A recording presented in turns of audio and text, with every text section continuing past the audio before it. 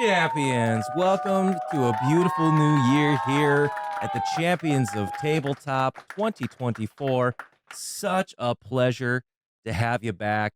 Gentlemen, happy new year to both of you. Thank you. Yeah, happy new year to you. Yeah. Yeah, it's a good year, isn't it? It's just a great year. Yeah, we Cool year. starting strong on the podcast. This is our fourth take getting it started. So no false starts here. All gas, no brakes. All. But Yes. you just said it was fourth, so that would be like 3 stops that we had. No, just all gas. Well, I mean, I was ready to blow through it, You were. but you guys were the ones that Yes, Yeah, that's put exactly. way down. Yes, Oh, yes, I it agree. was us. It was me. Mhm, 100% me. mhm. Well, I apologize. one of us will rise. So, with that said, everybody, it's time to, of course, thank our partners. Right now, we're going to thank Voss Media for hosting us as always. So, Dion, Absolutely. Yeah. Thank you. Yeah. Thank you guys for being here. love having you That's host us every week, and it's great to be back, guys. I'm so excited for Champions of Tabletop 2024. We have a huge year coming up, don't we? Yeah, we got a lot of Mhm. stuff coming out. We are really working hard on the content. Got some Yes. good games coming out this year. I think we've got a Mhm. lot to talk about going into the year, and then also what excited about throughout the year. So Mhm. Mm-hmm, mm-hmm. Yeah, Shay, I know you've been talking about some shows that you're putting together for the channel as well. Oh, there's only one. I got 3 in Putting the your feet to the wheelhouse. fire, so you have to talk about But them. there's going to be one show I want to do. I just got to figure out logistics. Okay. But there's definitely we got a gonna be bunch of cool ideas we need to start Yeah. putting on camera. So Yes. I think we'll get around this year and doing so and see how they pan out, seeing how the people love Yeah. them or Mhm, like them or heart us or whatever. Yeah, and that's a great time to remember to like and comment. There means nothing. There's nothing more that gets us excited, fills our bucket than those likes and comments and subscriptions. That's what keeps us going. And I'll be frank with you, we've got something I'm super excited to get going here in 2024 is Tabletop Tales. Yeah. Mhm. The first one is already filmed. Second one just got filmed today before we got together. So we've had Jamie Stagmeyer, Stonemeyer Games already. Soon, episode 2 will have Evan Katz of Josh and Evan's Special Game Company, who made Abduction, our 2023 Golden Meeple winner for Best Party Game, Entry Level Beginner Game. And then next week, we have Donald Schultz, who created Freelancers. That's going to be fun. And Forgotten Waters. He's going to do a Tabletop Tales with me. And then he's actually going to be joining the podcast next week as well.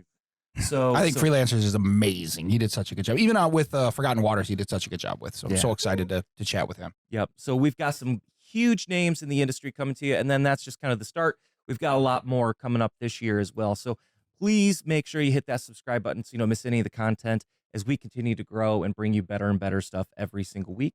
And with that said, we're going to go ahead and go into the comments because I got to tell you guys, the last episode we did of last year, as a new podcast, you're always trying to work things through and you're getting better with technology. And I feel like overall that was one of the best episodes we had. Hey. I agree. I think the sound was on point. We didn't have that many lighting issues. We really didn't have much at all. Looked good on my big screen, which usually it doesn't. Yeah. So there was a lot of good things. I think that the crew behind with Brandon and Shay and you working on that, I think you guys did a great job. You really pulled it together. Absolutely. So with that, we'll go ahead and go to the comments. And that was actually one of the first comments we got was from Brandon Zirkle, who said, what did he Brian? say exactly? He said, thank God for sound. So Brian? Yeah. Yeah. Yeah. He knows, I believe he knows we were struggling with that. So thank you, Brian. We worked hard with it. We also had Abby Robinson 3650 who says, wow, this Abby that got Matt the Hat sounds beautiful and intelligent. Oh, yeah. That sounds like Totally hat wasn't was- the person who bought wow. the hat for Definitely me. wasn't. Right. It'd be the hat awesome was if nice. Abby was Abby, it? Abby. yeah. It'd be awesome if Abby made everybody hats. See, we would actually wear them We will wear them every time. all the time. I mean, maybe change the color. Well, I agree. Yeah, But it's still, I'm down with it. So. yeah, anything but that one. That's right. Free merch. Yeah. Madzu says, not a dunk Dion. So there was a moment where you're talking about dunking on people. I think it was maybe has to do with when I did my presence when I was not trying to be mean, but I guess I looked at the wrong thing and I guess I was dunking on y'all. That's what I got. Oh, it says Dion. Yeah, So- and he might have they might have said that I was dunking on it. Dion might have said, you're dunking on," and it wasn't. I don't remember. I don't Honestly, I would remember. have to rewatch. I don't Okay. rewatch. I don't. All right. So our next comment was from DL McDon, who says, "Great interview with Jamie and story of Stonemaier. Excellent example of creating your own opportunity," which is something Jamie did talk about quite a bit in the interview, was his backstory and kind of where he began. Yeah, You have more of that coming out though, right? Like there's going to be a full interview where he had a lot of great responses. I was listening over the interview, and I thought there was a lot of good questions and a lot of good responses from Jamie and yourself, and I can't wait to meet the guy. I hear he would like to come up, so I hope we get a chance to see him up here. Yep. Yeah, it was a great interview, and like I said, when the whole thing comes out, I'm really excited for everybody to see it. So, we have another comment from. They call him XD6841. He says, "I need to play the game Matt gifted Shay." So that was one that I think they really liked from the Christmas episode. yes, it was because I know Primordial. of this XD, and he really loved Primordial stuff and like those horror games. So XD really liked that. Okay, very cool. Very cool. So with that, that's our comments of the week this week. And of course, if you want to be featured in our comments, feel free. With every episode, please leave a comment at the bottom, whether it be YouTube or Spotify. We check them both. And we'd love to read them and be a part of the show. Yeah. So let's go ahead and jump into industry news, our first for 2024. And what better news to share with everybody than, of course, a new year, which means a whole slew of new products.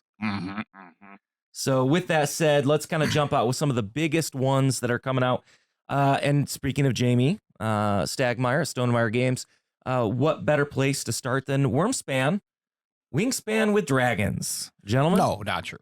But Yeah, go ahead. it's going to be a different variant, different feel of it. Like, I haven't played Wingspan, but I looked at his video when he was talking about the different like key elements it's going to be, and from what I've seen, it's definitely going to be a different experience. Well, and even with the cards that they have and the different like you can have a happy dragon or a conniving dragon, and then you get the hashlings and the hashlings. I think it'll be cool. I didn't like Wingspan. I think I'll like this one. I hope I will because it's dragons. And I kind of got a thing for dragons. Anyway, it's done by a different designer. So the person who did the Fox Experiment is not the Wingspan, who also did the Fox Experiment. This one's the same one that did Revive, which I really liked. Isn't Apiary as well? Apiary, not Yeah. Revive. Sorry, Apiary. Yeah. You're right. This one is the one that did Apiary. I can't remember her name, and I'm horrible with names, so forgive me. But the same one that did Apiary is also doing this one with the help a little bit, with a sign off. I don't know if that, whatever it is. Well, Elizabeth Hargrove did definitely have a lot of influence. Jamie was very clear to point that out in the interviews that she had a very strong influence. She was a big part of it. She signed off on everything. It's kind of crazy how big of balls do you have to have no lead time in to go, oh, new year, guess what? We're releasing a game at the end of the month. Like, that is insane. That would be awesome to do. In today's world of get it out to everybody who needs to play test it with all the YouTube channels, get it out to all the marketing that you have to do. Everybody goes through some sort of like game found, or if it's a big name game, right? You don't see a game going, oh, by the way, you can get it at Stonemaier Games at the end of the month. Order it online. Like, that is insane. Yeah. I will have some in the store. I know I've already pre-ordered, so I'll definitely have some here, and I'm excited to even go back and carry Apiary because I sold out of that pretty quickly. But I think they'll follow with what like you said. I think they're printing money. I think it's going to be amazing for them to do, and I'm excited. I love the memes that have come out with it. Oh my god, the memes are amazing. I don't know if you guys have seen the memes. Oh my gosh. I'm in a lot of board game chats, obviously, and there are just people are like John Wick span and like the different John Wicks, and then it's really good. It's really good. But I'm all for it. Like, I am excited to play it. One, I also like dragons. Like, I love dragons, and so I am just, I'm excited. There's nothing more to say. I am excited. Well, I think they did enough mechanics to make it different too. Oh, I don't well, think and it's that's going the to be. thing I don't is, think they're just reprinting like, hey, next we'll do cow span and throw cows out on it, or real worm span where real earthworms or what. I don't think they're doing that and then just launching it out. Although one of the complaints I had when I played Wingspan was, who wants to collect birds? This is kind of dumb. Even though a lot of people love it and a lot of people wanted to collect birds, I was completely off. But for me personally, they want to collect birds. They wanted the wooden birds. Yeah. Oh, and then they wanted the eggs. Can you imagine like dragon eggs? Like dragon eggs? They are going to have dragon eggs. Yeah, they have. They're speckled dragon Put it in eggs. the car. Yeah, I seen it. Didn't they have like? And I never played Wingspan, so forgive me. Didn't they have like QR codes to listen to different birds?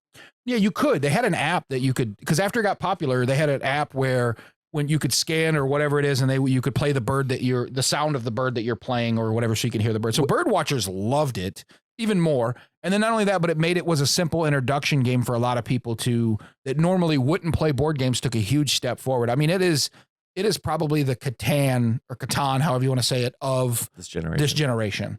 Like that's really that introduced a lot of people to which I love that, by the way. I think it's amazing. It's awesome. I'm not a huge fan of it, but doesn't mean it isn't a great game. So with that said, where's my camera? It's right here. Okay, here we go. We got this camera. Here it is. I want to voice a dragon in Wyrmspire. I want a whole QR code of different dragons, and I want to be one of them, or just have them. But I would love to be one of them. I don't have a good dragon. I have a good Elmo. He's like, but I do. Oh, I could be your baby though. Rawr. It's like dragon. Rawr. This is the Shea dragon. Rawr. I can do a. Okay. Yeah, I could do a little something. I don't. But this is just me. My it's pitch. They're going in the make believe world, so it's all going to be like the dragons aren't real, Shay. Sorry. I know, but there's so many people who voice dragons in different games that you can do different. You know, they should get the guy from Freelancers to voice it. He does amazing voiceovers. See, there you go. So maybe next week we'll have to have him give us his best dragon impression. There you go. And we can use it to be like, with that coming out, give us your best. Which he does a really good dragon voice in his Freelancers game, which is pretty cool. Yeah. Go ahead. I'm sorry. Well, and the thing I think I'm most excited about with this game is, Jamie highlighted 15 new mechanics that are coming to really signify that this game is going to be its own game, still built with a love and appreciation for Wingspan. But on the flip side of it, he's very clear that you are not going to be able to play birds and Wyrmspire, and you're not going to be able to play dragons and so Wingspan. You get the expansion, and you can put them together, and then the dragons are eating the birds. No, it doesn't put that expansion. That's my idea, Jamie. Let's get together.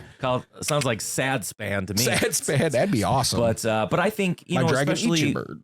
I think one of the neat mechanics that they're trying to inject into a normal medium level strategic game is I like that they're trying to introduce this new exploration mechanic where you have to effectively unlock the different levels of dungeons to allow yourself to get access to new types of dragons.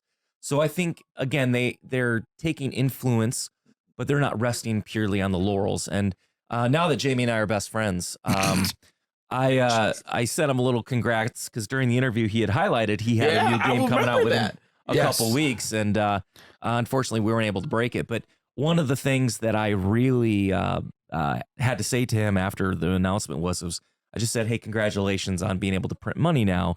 Because if Wingspan is already one of the fastest, highest selling board games of all time, what are you going to do now that there are dragons coming to town?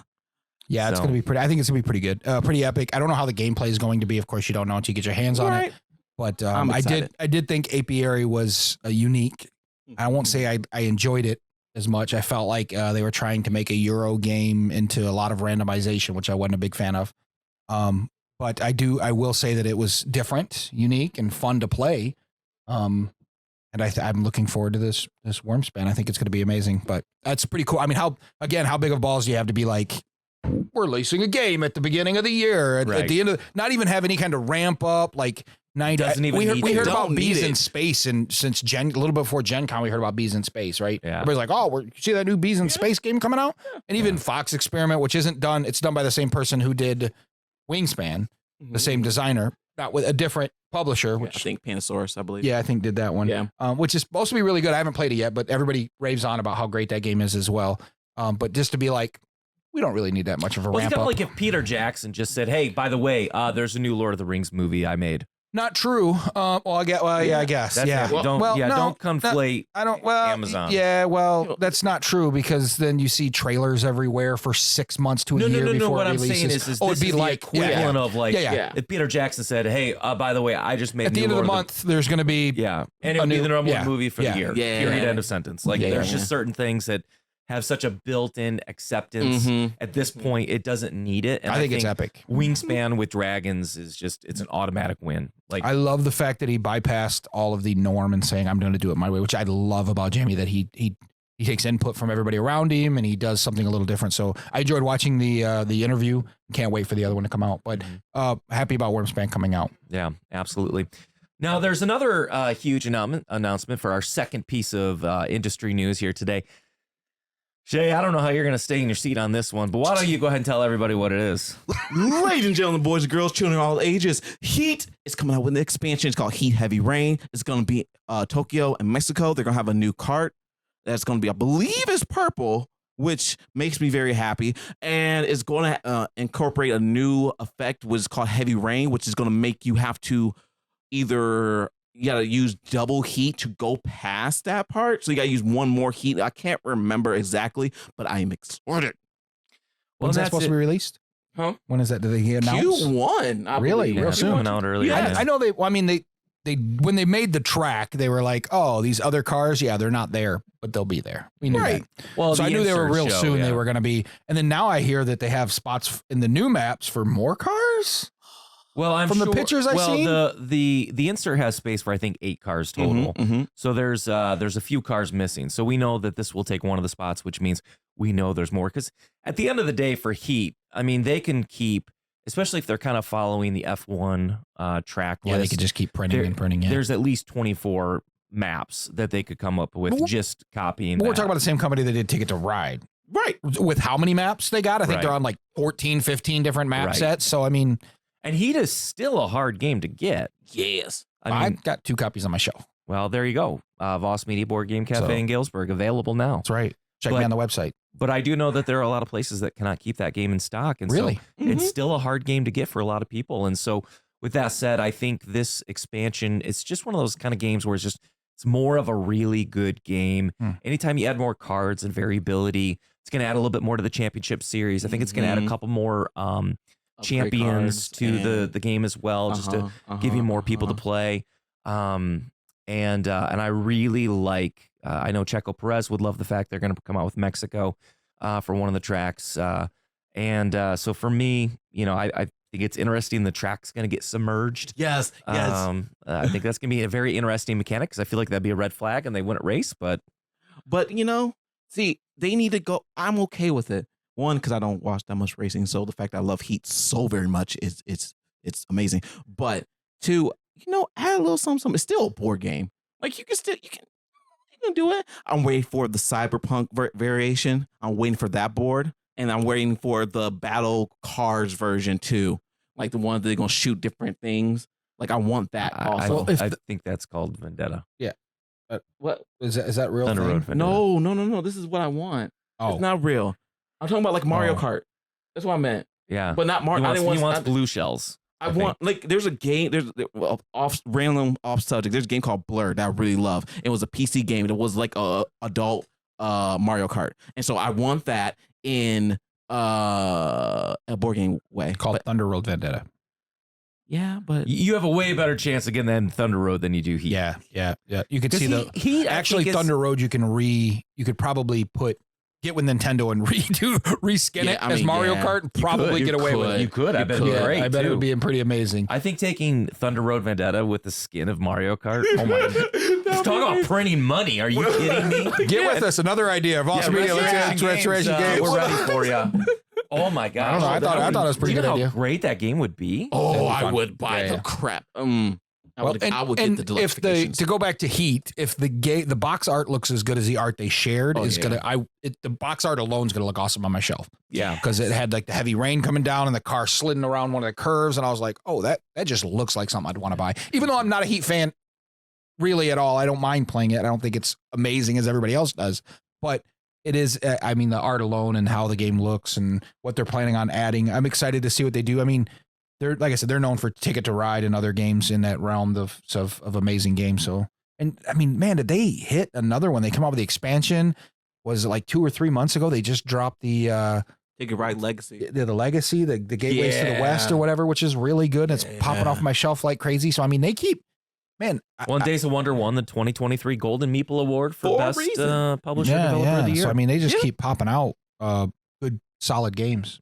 Yeah, this which is hard to find in a drowned market that we're in. So yeah, well, and this is definitely gonna be one that puts them in contention as long as it lives up to the first game in the series. Because again, I know you want to go Mario Kart with this, but I as somebody who loves racing. I love the purity of the game. I love the fact that it incorporates so many as authentic mechanics as you can try to bring into a game with the sponsorships and the championship series and the upgrades. I think that's where the game shines. Right. The beginner modes of those games, I was like, this is horrible. Yeah. And then they really shine when you start playing those other modes, and I think. I think that's one thing you're missing is that's where I think there's some separation of strategy that you haven't gotten in the beginner games that I think you would appreciate in the more complex version. I think you're just playing the beginner spot and it's not up to your speed. But to me, again, I just love the fact that there's so much emphasis on controlling your speed around corners. And there's so much strategy around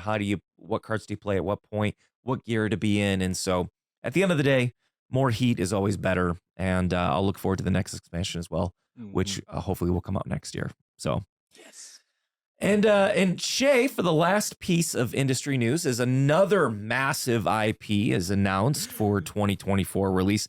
Now, I'm going to be frank, this is one that I had not heard much about. And Dion, I know you haven't heard much. So, Shay, we're going to kind of let you lead the charge on this one. But this is arguably one of the biggest franchises in all of history. So for all my IP lovers that seeing the IP games are getting better, they have announced that should actually be like talking about in 2024, There's going to be some type of Halo miniature-esque game.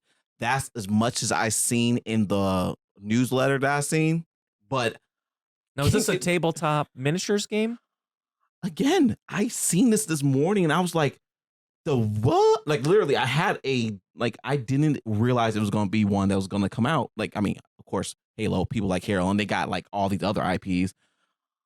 I am intrigued, but I don't know yet. Yeah, well, you know what I mean? I could weigh in on this a little bit. Okay. What do you got? It is going to be a skirmish style miniatures game. Yeah, that's what I thought. 32 mil scale, 40K kill team is probably the closest analog. So 8 to 10 miniatures on the side. Yeah, hour and a half time span. Yeah. So I think that sounds to me that they're really going after their target market audience, which is not going to be your Warhammer 40K. I'm here for the next 5 hours in a full scale war, but like I'm interested in the idea and I really love this IP. So let's throw some minis on a table and have some fun at a lighter scale. It's like, I don't know. I'm not, first of all, Brandon's our expert when it comes to absolutely. So he would have probably, once he gets more information, I'm sure he could fill us in, but I'm not that I like Halo. I'm an Xbox fanboy. I've always liked Xbox games and Halo was one of my first like run around and bunny hop shoot type of thing. But I've never been a huge fan of Halo. I love the story modes. I love playing co-op with my friends. I don't see a miniature war battle game come through because it's going to have the backing and advertising, but to me personally, I don't see that being red versus blue going to be amazing to me. I think it's going to be big because to me, Brandon, the Star Wars, what's the new one? Shatterpoint. Shatterpoint's the new Shatterpoint. Is it Shatterpoint? Star Wars Shatterpoint or Star Wars? Yeah. Yeah. I like what they've got going, and I've tried to get it in the store many times. I've actually talked with a few members. Greg, he's a member here, and he's talked about pulling his out and bringing it in and doing some demos here to kind of let me check it out. The same thing with the Marvel one. The Marvel one they've got over at Asmodee, the Crisis Protocol. Crisis Protocol, yeah. That looks pretty cool too. I mean, I'd like to play that. Well, the thing I like about Shatterpoint though is they took Star Wars Legion, which is a pretty beefy miniatures game, and I feel like they kind of streamlined it a bit. They tried to make it a little easier, a little bit lighter, Okay. to make it, I think, a little bit more accessible, and they get to sell more too. But for me, I think if Halo is going to kind of follow that kind of trend, I think it's going to hit a much broader audience. And I think, if you're trying to introduce it, there's just so many people out there who love Halo. And I think with all of the different faction types of Halo world, and it is a game about shooting, and you can incorporate so many weapons. I mean, to me, the number of models that you can have are immense. And I just think it's going to be a big hit. Really? I couldn't disagree with you more, Matt. Seeing as this is the third miniatures Halo game that they've tried to boot up, the last one being in 2016 called Halo Ground Command. Yeah. And I didn't know it existed. I had to have Almighty Google tell me about it. Oh, no one plays. Yeah, it's not anyone plays. Yeah, I don't think it's going to be a. But again, I said, Well, they did like a card game that wasn't so bad. Halo did like a little card game. I think I have it around here. It wasn't a bad little card game. It was pretty nice. And it wasn't horrible. It was like Red versus Blue or something in that realm when you're playing cards and battling with each other. And it was all right for a little party type of game because it wasn't just a 2-player game, but even though it says Red versus Blue, but there was teams. Anyway, it wasn't so bad. But I don't think there's been a Halo board game that has came out, or even a miniature style that I can think of that is like taken off. When you look at Marvel as an IP, it's so big that there's people that are in the video game space, there's people in the board game space, there's people in every space. Yeah. So you could do a Marvel thing or a Star Wars thing or a Star Trek thing and pick up board game players. Halo is like pinpoint accurate at video gaming. I tell you, if they made like Halo into like a dungeon crawler, I would be down. Like, sign me up. I'm ready to go. I'd do a dungeon crawler with Halo. Through the flood in a board game. Yeah, version. right. Like, or even like a Gears. What's the Gears of War?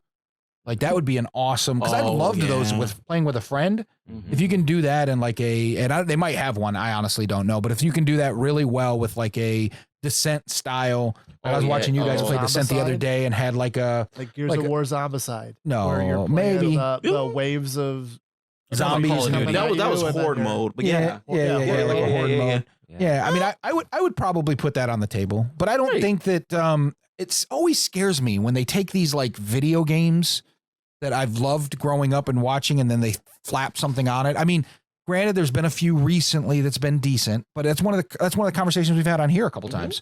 Like, can they do this consistently? And I don't think they can. I think that. Well, it just depends. Do you use the IP as a crutch to sell a game? Well, and it does. It goes down to how well the game is, right? To use the skin of the like Skyrim. Yeah, right? Skyrim was 6 hours on New Year's Eve. They said played. I mean, they had a blast. They had a blast, and they were just in the beginning like, this is how you play Skyrim mode, and they just enjoyed it. And those they did a good job with Skyrim.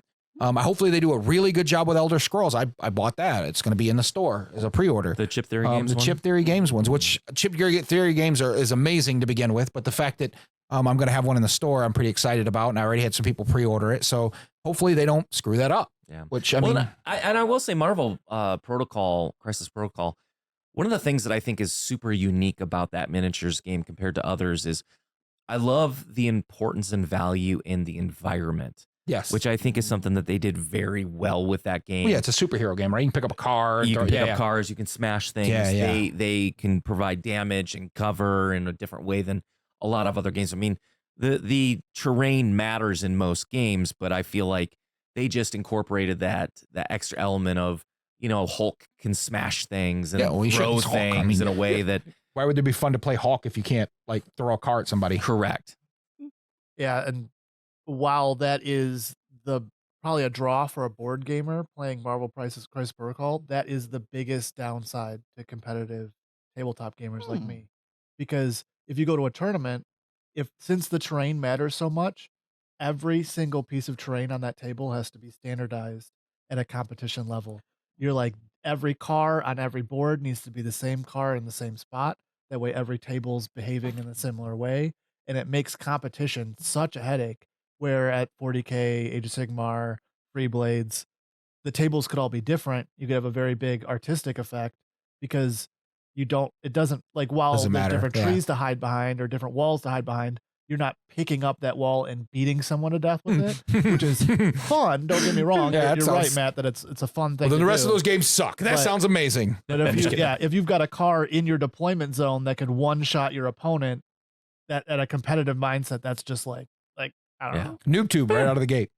Yeah. Oh, and also another game that hasn't really made its rounds yet, Call of Duty, I played at a convention that we had a retailers convention, and I thought setting down like I'm not going to enjoy this game, and surprisingly it was a lot of fun. They had a big exhibit for that at Gen Con, and I wanted to play, but it was a lot of fun. And it was it should be hitting real soon here this year as well. So when we on our next step, when we start talking about games, that's one to look up as a game that's coming out this year that I enjoyed, and I went in going, I hate Call of Duty. I'm not a Call of Duty fan, but I'm an Xbox fan and a gaming fan, so I went in going, I'll give this a try.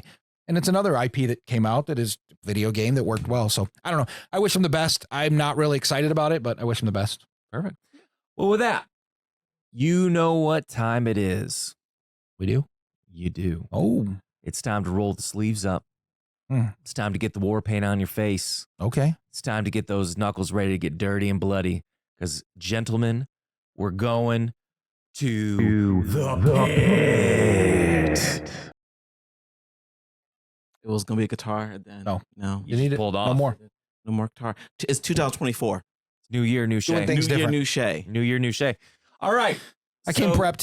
So this week on The Pit, it's going to be a little bit different for this one because it's a new year. There's just so much excitement with all the new stuff coming. Games we've already talked about in an earlier segment. But now we're going to ask the question of, gentlemen, give us your top 2024 games that you're most excited about for this year. Can I do a little asterisk, like a little sidebar? Because there's a game that we all know that I want to say, but I can't say. Mm-hmm. But I just want to just give it a shout out because it won't be in my top 3, but it's really, we all know me.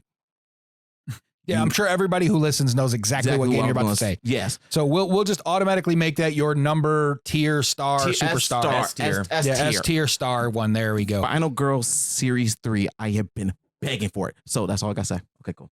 Let's do a top 3. I just hope they get Series 2 back in stock because people are begging me for that. And I sell a lot of it here. And Krampus too, right?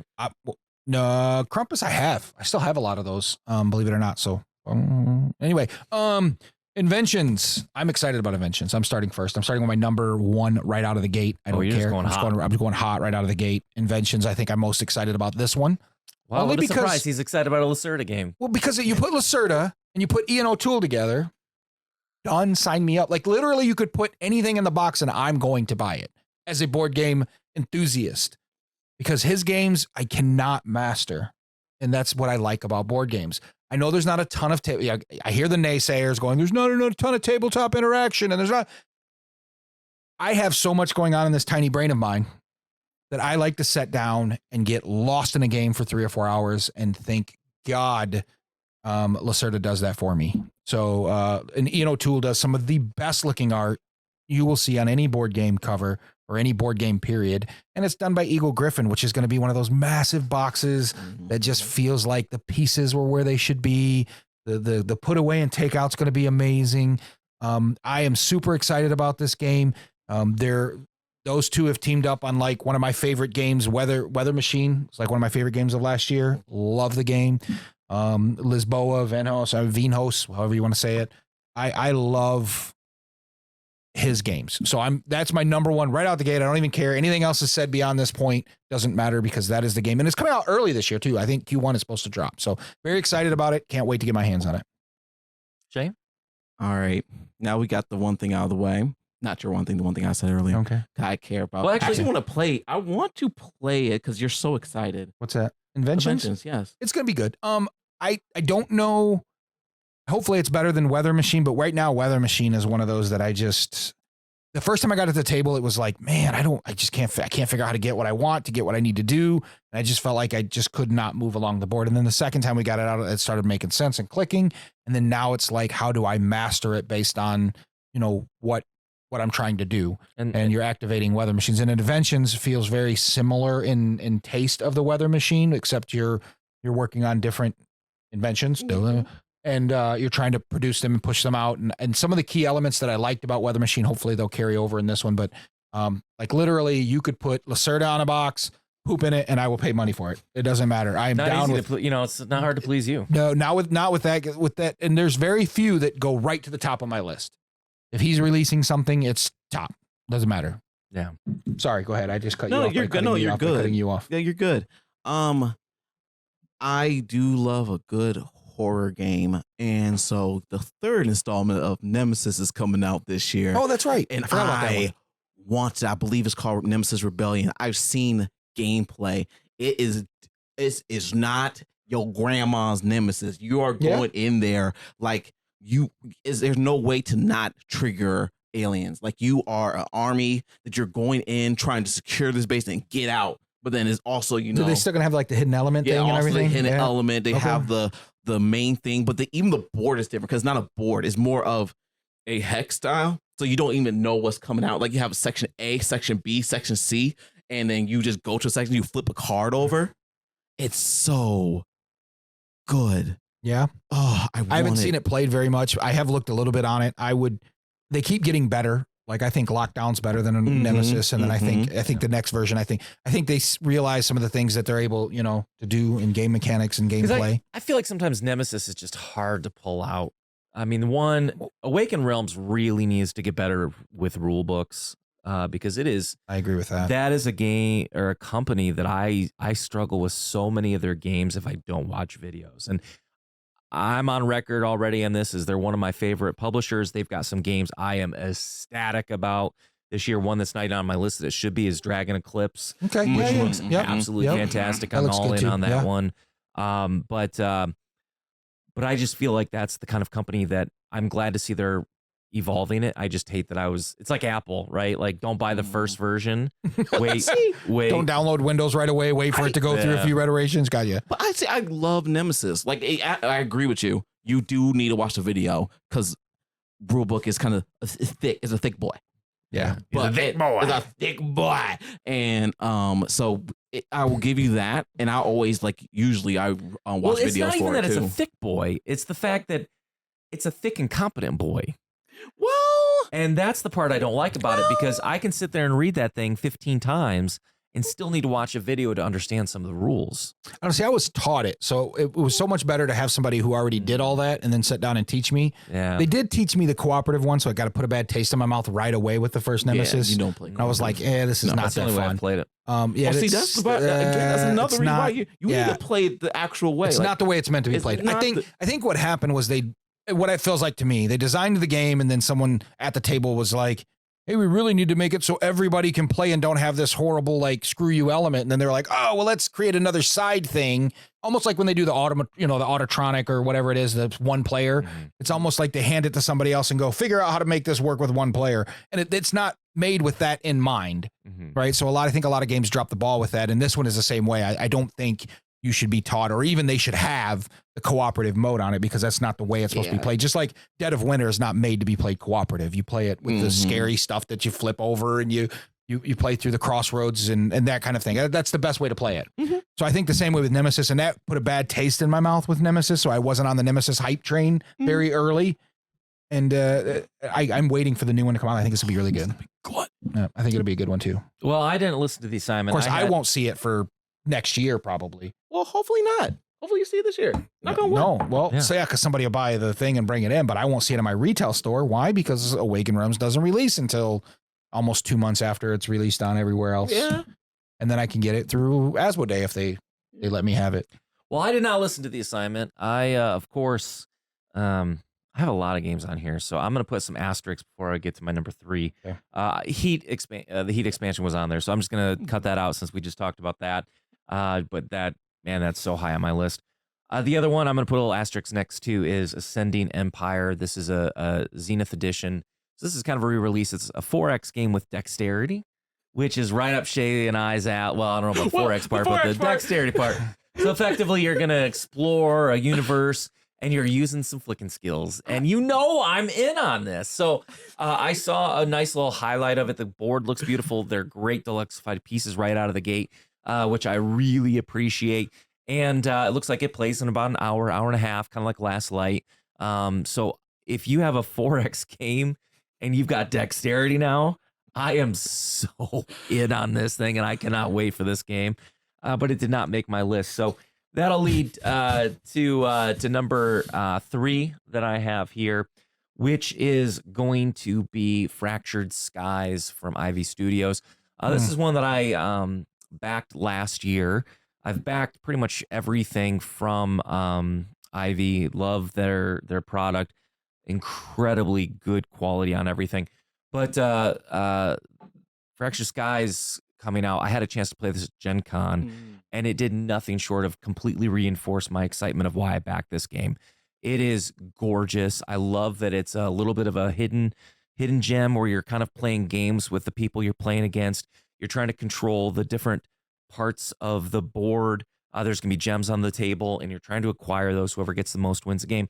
But at the end of the day, all of your pieces have numbers to the bottom of them. Nobody can see your pieces. So effectively, you're kind of placing them. Nobody knows the value. So as you kind of move your pieces, you're kind of guessing what value your other players, your competition have, and whoever has the highest score in the different zones controls those zones. So there's just a little bit of this hidden knowledge, kind of trying to poker, read what your competition is doing. And to me, I love that style of game. And so it's more about reading your opponent than it necessarily is reading the board. And I kind of like that mechanic. So again, the pieces are stunningly gorgeous. They feel great in the hand. And so Ivy Studios, I think, did a phenomenal job with this one. Super excited to get it. You've lost me at 2 elements that I hate in board games, or I dislike in board games. I don't like bidding. Fun? Bidding is not one, and dexterity. So Well, this isn't dexterity.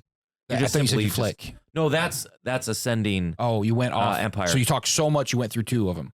No. No. There were 2 asterisks that he Two said. asterisks, Oh, yeah. gotcha. And then the first one was heat. The other Gotcha. one was the Okay. the Ascending. ascending. Okay. And then, I dozed Ascending off. Empire. Sorry. Yeah, I know. 'Cause as soon as you heard dexterity, you was like, I was out. No. As soon as No. he's like dexterity, I was like, don't care. No. Fractured Sky is the one I was talking about. That's from Ivy Studios. That's my Gotcha. number 3. Gotcha. cool. Fractured Skies. Okay. Number 2, Dion. Oh, me? Yeah.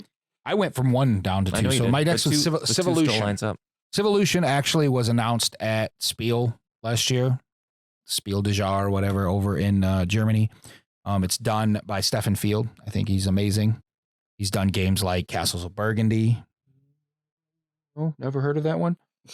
Bora Bora, which is pretty fun. I have that here in the store. I Spent like that one. $180 on a reprint, Dion. You know I know about that game. Marrakesh, it's a really good one that just came out by him not too long ago. So he does good work. He's kind of known to do good work. So I'm a little excited about what he's got coming out. A little feather in the cap of good. Yeah, well, in this one there was like they would sit down and play at it for 4 or 5 hours were the play times at the event, and people were like begging to get into play. So I'm really excited to play. It looks really good. Very happy about that. Deep Print Games and Stefan Fields are joining for Civolution. And right now my favorite Civ builder is Mosaic. I like that probably better than anything because it's 3 hours. No matter if you've got 6 people at the table or you got 2, it's going to be 3 or less hours, which I love a time because in civilization games or Civ building games, there gets a point about drag. 2 hours in, 2.5 hours in, and you go, I'm definitely going to lose this game. And then usually you got another 3 hours before the game ends. And then you're like, great, I sat around for 3 more hours knowing I was going to lose, and what happened? I lost.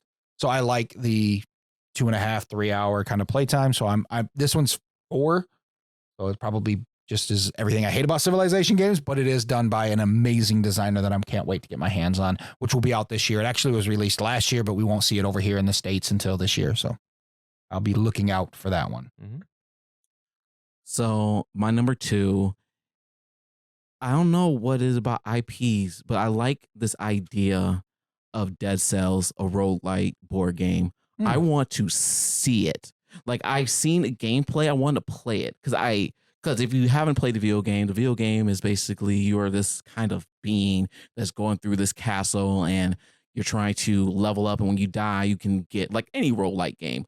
And they did it in this card form, and why I'm so excited, one of my favorite companies, Scorpion Mask, is making it. Wow. And so like I'm that much intrigued more of it because they have, to my understanding, haven't missed on my boat. I loved every game that I've played of theirs. How do you do a 2D side scroller in a board game?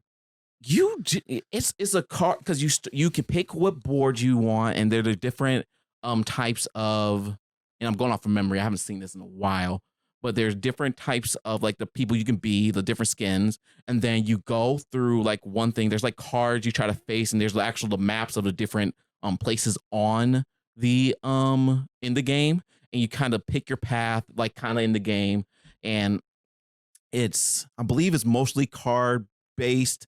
But again, I haven't seen a playthrough because I've been waiting for this for a while. Megastat did a little gameplay of it. Yeah, really. Yeah. Level 99 does. Would it kind of be a little bit like Clank? Well, some of their games. Go ahead.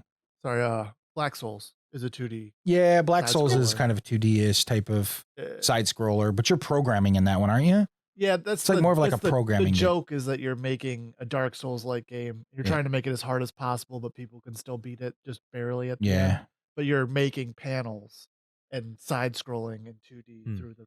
Well, level 99 has a game to where you're building it as you go, and you're moving your character along and building the side scrolling. So it's constantly moving, and there's like 4 cards that, and I can't remember the name of it, but I know Level 99 Studios does it, and they do it with like a 2D-ish feel of going through it, and I know they do an okay job. But so I'm excited to see kind of what the game that you're mentioning, see if it's any good. But again, doesn't really excite me, but I mean, it does. I want to see how they do it. Exactly, because I think it'd be a cool idea to make a roguelike board game. Well, and I'm a huge fan of like different mechanics. Yeah, like exactly. if you don't see a mechanic that's used very often and someone tries to do it, I'm very excited to try it. Like you got me to the table. If you're like, oh, this one has that's how Arc Nova got me to the table, to be honest with you, because I was not excited. They're like, you build a zoo, and I'm like, sounds dumb. They're like, well, it's the terraforming Mars killer. Didn't care about terraforming Mars. Next. They're like, well, it has this really cool card element where you drop down and you use the power, then you slide. And I was like, sold, put it at the table. Let's check it out. Right. So for me, the mechanic matters. And there's only like a couple games that I've ever played that had that same mechanic. So I was like, oh, I want to see how they do it. And if they do it better than the last game I played with it. But I'm tired of them using, there's no brand new mechanic coming out. So I like to see how, and that's really the difference in gaming, because there's so many coming out, how they can utilize a mechanic like nobody else can do it. And it's rare that you run across something that, stands out. So hopefully this is a game that will stand out. Did that Slay the Spire board game ever come out? It hasn't come out yet. No. It's coming out. It's coming. But it's coming. So that's your to me, Slay the Spire is like the best or the pinnacle of roguelike video games. Fair. Side scrollers. Fair. Oh no, that's that. a But see, roguelite. but that's more, that roguelike is more like a board game. Well, I was gonna say I can't think of many video games that are more suited to be a video or a board game. The problem is, and I got Slay the Spire. I went all in on the Kickstarter because I love the game. My fear is if it's so much like the game, Dion, you've brought this issue up before, but do I want to set the cards up and the game up if I can just hop on my phone and play essentially the same experience, but without all the setup and teardown? Well, the That's my difference only is can you fear. play it? So there's no more co-op in board games, right? This There's no does more have a co-op, by I'm the sorry, way. there's no more co-op in, there's no more co-op in, I guess, couch co-op in video games anymore. Like when you want to play it, you play online or you call your buddy up or Super whatever Mario it is. Wonders has that. But it's rare that you're going to sit next to somebody. That's why a lot of people like I'm not a Nintendo fan, so I'm going to poop all over Nintendo, but that's why a lot of people like the Nintendo games, because you can sit here in Mario Kart next to each other and be like, I just crashed you. Oh, yeah, this is great. And so if it could bring that feel to a board, I can see a use for it in the market. Yeah. To where it brings us the ability to not have to individually jump on our phones or try to connect via link or whatever it is. We have it here as a board that sets in front of us and lets us disconnect. I'm 100% like push, let's go. I'm not a big fan of Slay of the Spire. Everybody's freaking out about it. Yeah. And that's amazing. But the board game is going to have a 2-player mode though, which I think I think it helps its cause to be different. Yeah, absolutely. Because there are some times where it's like, oh, it'd be nice to have somebody to kind of think this through with. So I think it'll be great for that purpose. But so normally, is it just a single player game though? Is that 100% what? of the time it is. Yeah, 100%. it is a single player game. So it's just that two. So the board game is going to have a 2-player version. So that's a whole new variant. That's right never into been. my trash as soon as everybody's like, oh, check it out. I was like, yeah, not. So I went right to. Well, you can check mine out and see if it's up your alley. Probably or not. not if it's only a 2-player game. But No, it's a 1-player game, but they have a co-op option. Well, the 1-player game thing. He doesn't do so. Yeah. Anyways. All right, so my number 2 is tell us what you think in the comments below. Yeah. All right, my number 2 is going to be Undaunted 2200. Callisto. So I became a really big fan of Undaunted because of Stalingrad. Okay, yeah, they did a great job. They do a great job with their games. Yeah, Undaunted Stalingrad to me was just, I'd never really gotten into the Undaunted series. And then when I played Stalingrad, the whole legacy campaign to it, and you're playing against somebody, and the decisions that you make, and do I take this soldier who's a little bit more modified up to a battle that I think I'm gonna lose? Like, there's just so much strategy in your decisions, and the fact that you can impact how a map looks on the next campaign because of what you did in the previous campaign.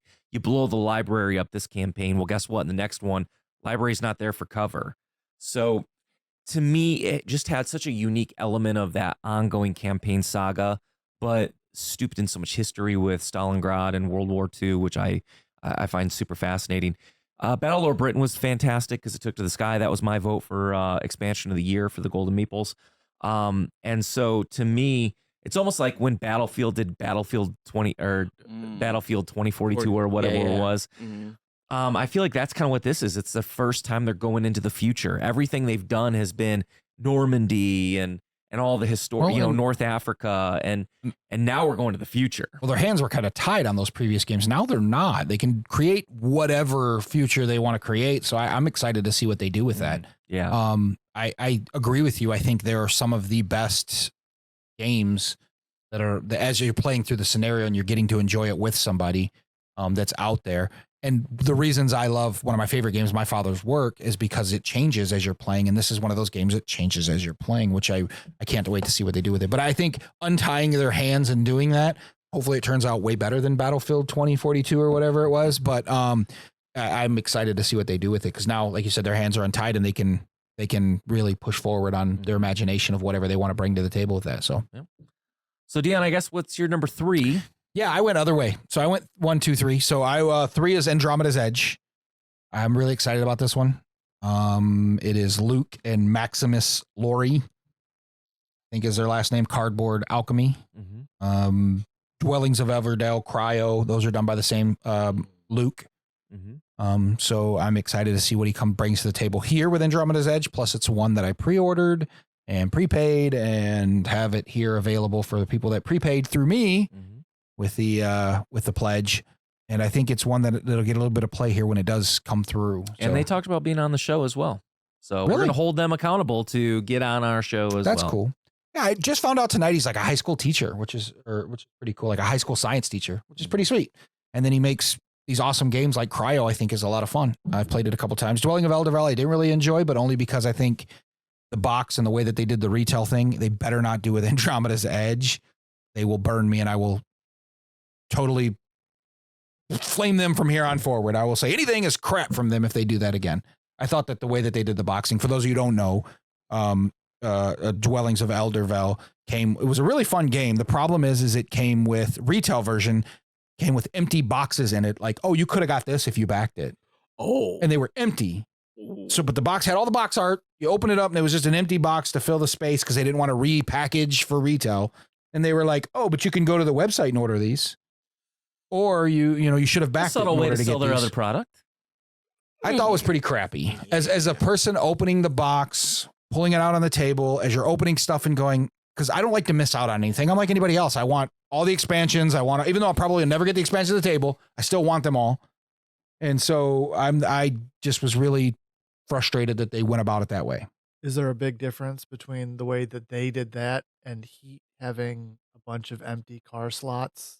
Showing yes, because they didn't like leave empty boxes in there of amazing things they didn't leave like empty boxes of the cars that were designed differently than all the other cars that would be like, ooh, you could also play this amazing thing if you would have backed it, but you're a loser, so go online and pay for it like the rest of us. And I also think there's a little bit difference of, hey, we're gonna put a slot here for a new car and a future expansion that we haven't released yet versus here's an empty spot for something that you should have also bought when you got this right away. And I enjoy the fact that they thought well enough ahead to go, oh, you're going to be able to put everything in this box. Yeah. Like I like, maybe not everything because they're going to be 1,000 maps, right? But you can put majority of the game. the first couple expansions you could probably fit within the box. Beyond that, you're on your own. Well, it goes to some. And I like them thinking ahead of time, right? It goes back to something we talked about before. Are you angry if a game says, "Hey, you can kind of see that area over there, but it's just not released yet because we're not done with it," versus you see that area over there, it's a day one patch that you can buy if you just spend an extra $20. And it's like, no, you're done with this. And then you could have given this to me with the original game. And some of this stems from my being a retailer and trying to retail games and fighting with the bus that is Kickstarter / GameFound and fighting against that, because I hear it all the time in the shop. Oh, I just backed this for $150. Oh, I just backed that for $350. And I'm like, oh, great. That's awesome. I wish I could get it so I could sell it to you for that, and we can all be happy and continue to provide you a place to play. And so I think it frustrates between that and the online sales that we're always fighting with. So we try to focus our business more on the community base than just the sales, but sales help pay the bills. Not going to lie. So I think some of that frustrates behind the fact that, oh, here, buy this for your customers, and then we're going to sit and laugh at them for not buying the heavy version that came out. Or, it isn't like they gave me 2 versions of, oh, this is a retail, we're just going to dumb down the box. Maybe put a sheet in there that says you can get all these other expansions here. I'd have been okay with that. Like, I would have been like, okay, that's a start. But they came there was 4 boxes in this that you would pull out, open up, and be like, why is this empty? And then it would say right on the front, ooh, this awesome. And it looked good. Like, it was like, oh man, this looks like a great expansion to this game that I would love to have. And they're like, you could get it here. And if you would have bought the Kickstarter, this would have been in the box. And I'm like, what a douchebag thing to do. Like, why would you do that to if you're going to, I understand it probably cut costs to just print them and then go, hey, don't fill those boxes, but fill those boxes, leave those empty. But it really frustrating as a retailer / purchaser of it to have that kind of thrown in your face that, oh, you missed the Kickstarter or you weren't able to get it. By the way, they didn't do a retail Kickstarter for it. So double slap in the face, and then you run into that. They had the purchases of the upgrades, like the deluxe upgrade and the legendary. I don't think they did upgrade. that through retail. I wasn't able to get them. I struggled to get the game itself. I got 2 of them and they went very fast. Yeah. Mike bought a copy of it and we sat here and opened it and we were both very frustrated. And Mike being a Kickstarter, you show somebody that buys Kickstarters all the time that he waited and got it at his local game store like a good boy. Mm-hmm. And then it'd sit there and laugh at him because you're like, aha, you should have got this online, loser. Spend your money with us. And I was like, that irked me a bit. Both reasoning for what him and me. So I think that if long as they don't do that, which I'm getting, they did a good. And they've done a good job so far with this GameFound. So they're different companies. So hopefully that kind of thing flies through. Yeah, it's the same. It's the same developer, but different companies. So as we have him on, Luke, I want to ask him if he had any say in that. I'm sure he didn't. I'm sure it was the publisher that said we're going to do it this way, and he was just like, "Well, you cut cost where you can," and I'm sure he would probably, being a gamer, would feel the same way if you're opening up stuff. But anyway, that was my biggest. I stood on my soapbox for a good 10 minutes. Yeah, your turn. Number 3 or 1 or wherever you're at. Did you do it the right way? Yeah, I did. Oh, see, I went backwards. I'm so nervous. I got so excited to share my number 1. But I think okay. Number 1, most anticipated game, Midnight Void, the RPG. I got you. I'm nervous. Look. Why would you be nervous? Because. So is there an official release date on that? It's going to come out this year. Are you sure? 100% positive. 100% Why would you be nervous? I'm putting it out like like I have in the bag. Do you know how you're going to do it? First of all, why don't you explain to people what this is? Yes. So, I've been working on this RPG. It's called The Midnight Void. It's a horror anthology RPG that you play. It has this little dice system that I love. It's a shrinking dice system that's called The Void. And it's meant for like one shots. And it's meant for like a short. It's going to be like a little zine. And I have been listening to Jamie. Jamie Stagmeyer, that is. Yeah. And then I did listen to the little thing recorded today. And but this is something that I was going to do anyway. But I'm thinking, it's going to happen this year. There's no thinking. There's either doing or not doing. It's going to happen this year. I already know. Like the whole game is in my bag right now. Like there's no reason. You've ran it here a couple times and have great response from the community. They've enjoyed it. Well, let me just stop right there. Like and comment. Tell us below, Shay, it's time to get off the pot and get this thing out there and believe in yourself. That went right to his drug habit, like directly to his drug habit. Get off the pot and make it happen. It's people that have been saying that I should have had it already out. There's people in the Gamesmith Club that just want it. There's no, like, the game is written. I have gotten it revised. They're still getting revised for little things. It's there. There's no, I don't even know who I want to do the art for it. There's no. Do you know how like the no like RPG? What is that one? Drive-through RPG, or are you gonna? I'm going to have it both PDF because I know me getting the book. I want people to have it by Halloween. I agree. They should have it before Halloween, so they can have some great experience during Halloween. I agree. And so that's why I'm doing the last little paperwork and figuring out like how long it takes for them to send. Because I'm thinking I know the company I'm going to print it through. It matters how long it takes them to send it to me so I can send it out. But I'm definitely going to have a digital copy too. So just in case like that physical copy don't come out, they will definitely get the both of it. So they will end up playing it, but it's happening. So in the comments, it's happening. Tell Shay, get it done. That's right. Get off his drugs and make it happen. In Tabletops episode 2, which will come out soon, Evan Katz, with Evan and Josh Special Company. That was actually one of the things that he highlighted in our interview was about how when they were coming up with one of their first games, it was just get it out. Just get it out and see how it does and don't overthink it. And so that's something hopefully Shay takes to heart. So yeah, my number 1, Midnight Void. The tabletop RPG is his number 1. There it is. Nice. I didn't know that was coming out. Maybe I should change my list now. Yeah. Well, my number 1 is actually the flip of you. We have the same one. Just flipped. My number 1 is Andromeda's Edge as well. Oh, nice. That won the 2023 Golden Meeple for most anticipated game of 2024. And there's a lot of reason. Aesthetically, the artwork is absolutely stunning. The pieces and the deluxification look absolutely fantastic. It's not crazy expensive either. No, I mean, it's reasonable within what you're getting. Yeah. You're going to get a 75-pound box. You're going to break your back taking it downstairs to your game table.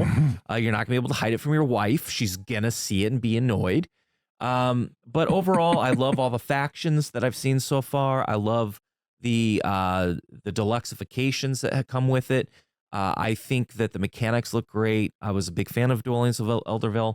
I think that game was a beautiful game. I did get all the upgrades. I did get the legendary upgrade pack. There's a lot of boxes in there. And so and the Minotaur and all that stuff. Yeah. But moral of the story is if it's anything like Dwellings, but now it's in space, I can't argue it, and I'm really excited about it. So that's my number 1. But I do have gentlemen, I've got an asterisk. Should expect that with me at this point. But I have to say, 2024 is a big year for the Champions Tabletop, and it's not just all the exciting things that we're going to try to do for you guys this year on camera. You're changing your number 1 game to Midnight Void. I should. I should, but I didn't know that was going to be said. Yeah. But it's not just Shay. So somebody else on the team also has something really big coming out this year that I want to make sure gets announced too, and that is our good boy Brandon. Good boy. Well, he's a good boy because he came back, even though we kicked him off last year for AI Bot. Our boy Brandon is coming out with his own faction for the tabletop miniature game of Free Blades. He has spent quite a while working on this. He developed everything himself, all the characters, the lore, the mechanics. He helped co-design the artwork with some great artists at the team over there. And so I believe it's going to first come out at Adepticon. So for any of you who will be attending that, please make sure you go find Brandon and go check out this absolutely fresh off the presses new faction with Free Blades. He's also going to have a couple more miniature models for his new faction coming out at Gen Con this year as well. So I just want to make sure that was said, because I'll tell you what, like it's so exciting as an entrepreneur to see people chasing their dreams. I can't think of anything more exciting in the world than somebody setting a goal and working towards it. And so Shay, that's why I'm pushing you on this. Get it done, because I want to see you be successful. Brandon, I'm proud of you for what you've done.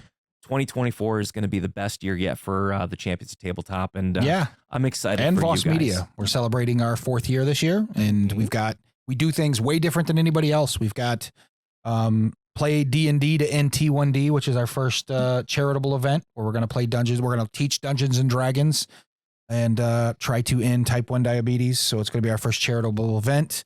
We're also doing 65 plus events a month still, piling them on and piling them out and growing our community, which is amazing. So I'm very excited to jump on the bandwagon of the excitement on this side of for 2024 of, just growing the business. We're putting together learning through board gamings for the local school districts, where we're going to be teaching board gamings at certain events for the school districts here locally and getting more social ability into the school districts locally. And so we're working on all of that, and it's going to be a great year. We got a ton of irons in the fire here, and hopefully, I think a conversation Brandon and I was having before when we were just sitting down talking and having our dinner was we have a lot going on, and you just hope you don't drop any of those balls along the way because you're juggling a lot right now. And so you got a lot of irons in the fire, and we hope all of them come out hot. I don't know. Absolutely. Not no cool irons. I don't know. Is Well, that a speaking thing? of irons, let's talk about hot irons and feet to the fire. So Feet let's to go the through this fire. real quick so we can wrap up this week's episode. Yes. So feet to the fire. I'm going to ask this question. I want quick, rapid responses. Gentlemen, No. what? Okay. Oh. Dion's done. No, that's feet to the fire. You wanted it. He said it. He said Okay. rapid. I was fast. You was Overly rapid. Locked in on a no. So Feet whatever to it the is. fire. What was the best game you played over the holidays? Oh, that's easy. Ray said bet. No, that's not true. No, that's the best game I played over the season. Not my game of the week, which I also played in the season, which is actually my best, but I don't want to spoil it. Wait, what was the game? Ray said bet. I'm so confused. It's Ready, Ready, Set, Bet. Set, Yes, Bet. the horse It's racing game. The horse racing game. I'm saying. Did you play as the announcer or did you use the app? We use the app. He begged to be the announcer. Yes. We use the app because I feel everybody at the table shouldn't have a job. That's why I'm so glad they did the app with the game. Yeah, it's a because great app. one person can, now you don't have to be like, you can't play here. You're the guy that's announcing. You can go, hey, run the app. Let's all bet. Let's all have fun. The app was a great It's so idea. much randomization that we were yelling at the screen, 7, no, 7. And it was really good. We had a blast. I think it was an unboxing Thursday that we did here right after the holidays. And we all It's a great really game. enjoyed it. It's Great one that we party got game. now to the collection here. I want to do like a, AG did a good job with that game. yeah, they did really did a They job. did. I want to do Yes. like a Casino night. casino night and add that. That would be so much fun. Oh God, it would be a blast. But go ahead. Betting on the Sorry. horses. So is mine now? Yeah. No, I just jumped all over yours. You're So, good. the best game I played over the holidays was probably the freelancers, to be honest with you. I got a full group of people that have never played the game to sit down and play, all 7 of us. And it was at the New Year's Eve Gamers Eve event that we run here at Voss Media. And we were all going through, and I thought, man, I really shouldn't have started with this game. This is going to take 6-7 hours here. What was I doing? This is a full RPG. And then they decided to chase a caravan, and all of us died. So it was pretty boom, ended like that, which was amazing. Everybody at the table was like, I want a copy of that. Make sure you put it on my bill. And it was really good. And if you've not played Freelancers, you are missing out, mister. And again, Donald Schultz will be with us next week. Brandon, do you have one over there? I only played one board game over the holidays, but I did play it 7 times. Wow. Dark Nova with the expansion. Nice. I'm a simple man with simple needs. I do like that expansion, though. They did a good job with that. It is a great. There's I too like- many cards. Yeah, there is too many cards. I do like the draft element that they added, though. I finally got that to the table and played, and I loved the fact that now my things do something a little different. The asymmetric, because I think the way that they released the game, they were like, "Here's the base mode. And everybody does the same thing. You could do, so you kind of learn the game together." And then now they're going, okay, I know you're tired of that. Here, we're going to add these cards that you can now draft and pick certain, which I think is a perfect thing for an upgrade. I'm so glad that they won the upgrade of the year because they definitely deserved it. Yeah. Yep. Mine is actually our best beginner game, party game. I got Abduction to the table a few Really? times. Nice. Had a phenomenal time with our family. So it was great to talk to Evan today and share with him how much the kids loved it. There was a lot of fighting about luck of the draw, pulling the ducks out of the UFO. Loved the quality of the pieces on that game. It's a simple game, but yet there can be a lot of complexity and strategy, especially with how you use your strategic cards to manipulate the ducks, or even affect the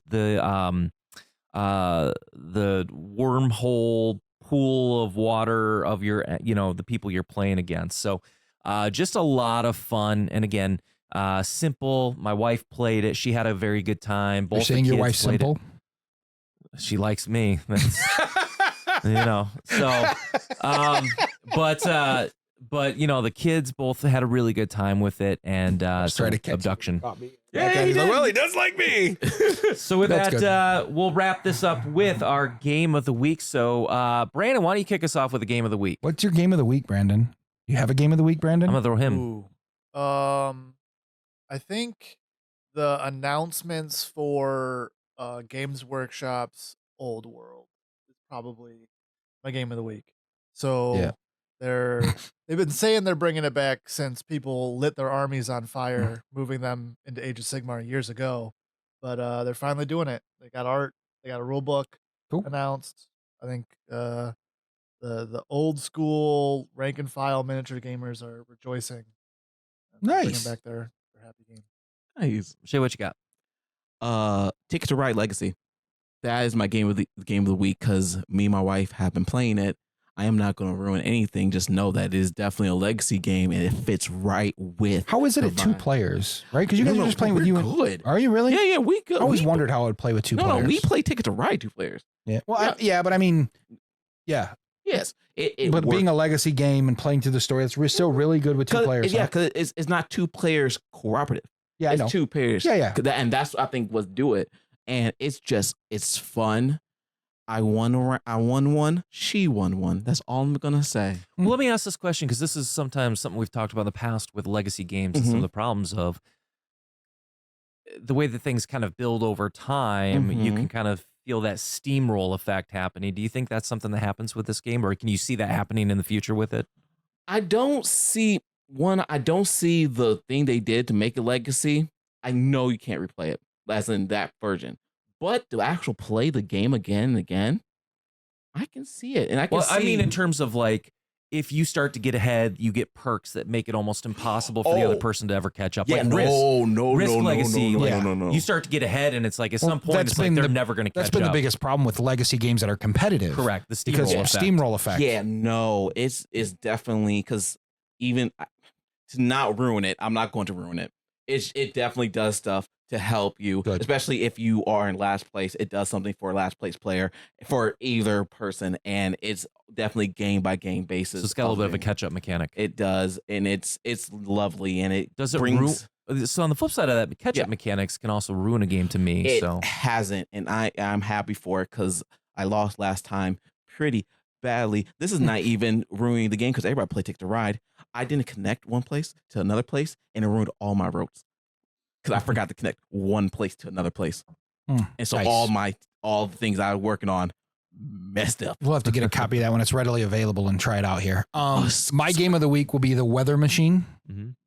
I did really have been enjoying the heck out of that lately. So if you got it to the table, it's a rough first learn, second brain burner, and a third a good just fun game that when it all starts connecting, it looks beautiful at the table. So I really enjoy that one. I like the fact that you can steal other people's work and use it, pass it off as your own. That's a great fun element right there. And it's a simple worker placement. Once you learn the iconography, everything flows through nicely. So highly recommend it.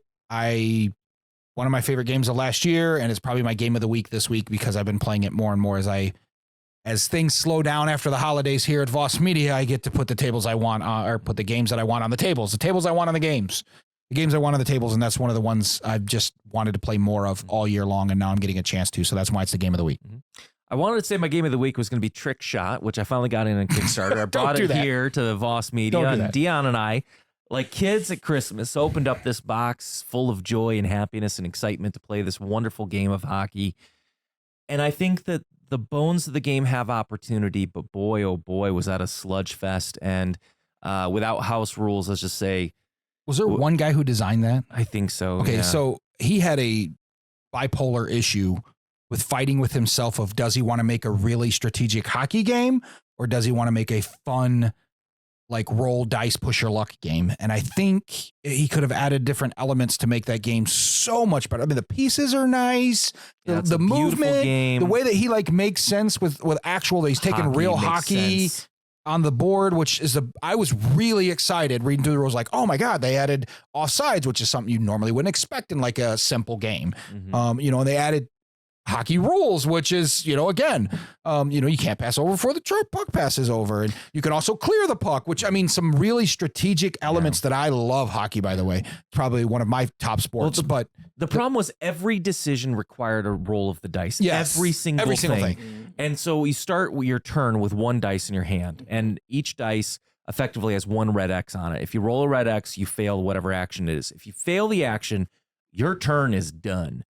And so, or you can use your stamina. But yes, I mean, you only have 3 stamina to use. So basically, you roll the dice and you say, I want to just move this guy from here to here. Well, that's a roll of the dice. Okay, so then he moves.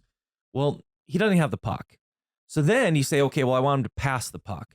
Well, then you've got to take 2 dice now and you got to roll. And you got to hope you don't get a red X. If you do, then it passes. But you can't do 2 actions with the same player. So even if he gets the puck, he can't skate with it now because that would be 2 actions. And so then you have to think about, okay, well, what other guy could I move? Well, now you got to roll the dice, and that's 3 dice.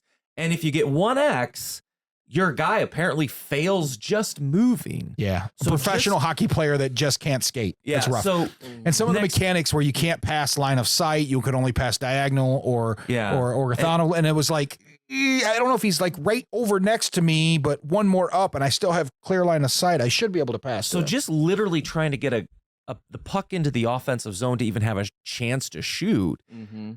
You might be 8 or 9 technical action movements, because then every guy is restricted by how far they can move, which might be a max of 2-3 spaces. Well, that barely gets you anywhere on the board because the board's so big. And it's just one of those things where with house rules, you could probably make it a good game. I think you could take the bones of that game and make it a really good game. Yeah. Even if you took away the dice and you made something simple where like, oh, move is just an action and you just move. Like you can just move, but you can't move 2 play, that kind of thing. And if you kind of remove some of the rules and move it around a bit, I think it would be an amazing hockey game. So with that said, my game of the week, Brandon, Arc Nova Marine Time. That's my game of the week. Had a chance to play with Brandon on Friday night. He actually invited me over to his house by accident. And he thought it was a different mat, but I still showed up anyways. We played. We had a wonderful time. And even though I know Brandon was playing with the governor on, I took the W. Did you really? I did. I took the W. He totally gave that to you. He definitely took his foot off the gas there at the end, but he said he thought he was just going to win by a little bit less, which is why he took his foot off the gas. But he felt bad. He was teaching, and he went by the rule that if you're teaching a game, you're not supposed to win. Yeah. And he picked a different strategy. He picked a different strategy, thinking I'll just barely pull this ahead.